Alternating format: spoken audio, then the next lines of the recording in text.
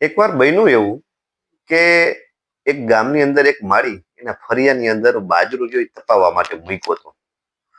અને માળી એવી ચોકી કરે, કોઈ ચકલા નહીં ત્યાં ફરકવા ન દે.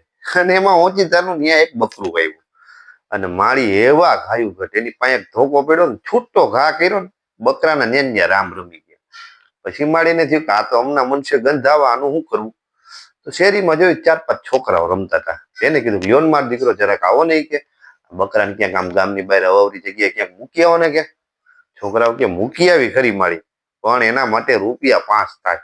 અને ત્યારે 5 રૂપિયા એટલે સારી એવી કિંમત ગણાતી. માળી માંથી ચમડી છૂટે પણ દમડી ન છૂટે, એના જેવી વાત. માળી કે પૈસા થોડાક દેવાય કે આ મારા હાથ પગ હાજા છે, લેન ભાઈ હું જ જઈ આવું. તો માળીએ બકરાને ખભે નાખ્યું અને હાલતા થયા કે ગામની બહાર મૂકી આવું. પણ ઉતાવળમાં ડેલી બંધ કરવી ભૂલી ગયા. અને એમાં ત્યાંથી ક્યાંકથી ચરતું ઊંટ આવ્યું. અને ઊંટે માળીના ફરિયામાં કેળનું ઝાડ હતું એ જોઈ ગયું. તેને થયું લાય આના મોટું પાંદડું છે, ખાઈ લે.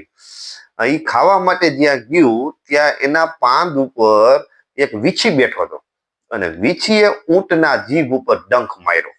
અને વીછી જો ઊંટની જીભ ઉપર કરડે ને એટલે ઊંટ તરત મરી જાય. એટલે ઊંટ તરત ને તરત ત્યાં પડી ગયો.